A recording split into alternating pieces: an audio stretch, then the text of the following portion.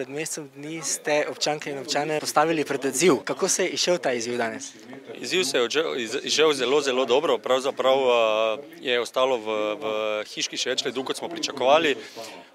Predvsem smo veseli, zato ker smo na nek način na preizkus postavili kompletno našo tehnologijo, bom rekel, javnemu mnenju, na vpogled, kar si upajo redki, in vesel sem, da je ta naša pasivna tehnologija dokazala, da dejansko drži tisto, kar obljubljamo, saj je količina ledu v hiši takšna, da je presenetila tudi nas.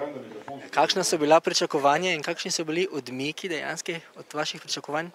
Ja, mi smo računali tam nekje 40 do 50% ledu, da bo ostalo, zdaj po moji oceni, tako kot vidim, da je ostalo nekaj več. Kakšne aktivnosti ste še na mestni občini v teku v okviru trajnostnega razvoja? Včeraj smo imeli strokovno srečanje na temo fotovoltaične elektrarne zelene strehe. Danes imamo poleg mednarodnega srečanja partnerjev, imamo še svetovanja za občane cel dan in pa predavanja potekajo na Grajski 7.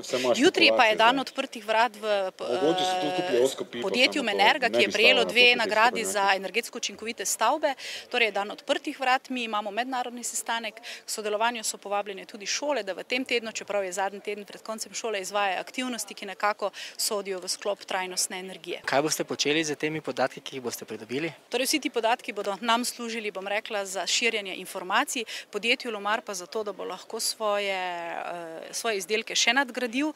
Dogovarjamo se tudi s partnerji, da bi hiško, bom rekla, odpeljali okrog po Evropi, v Bruselj, v London in drugam.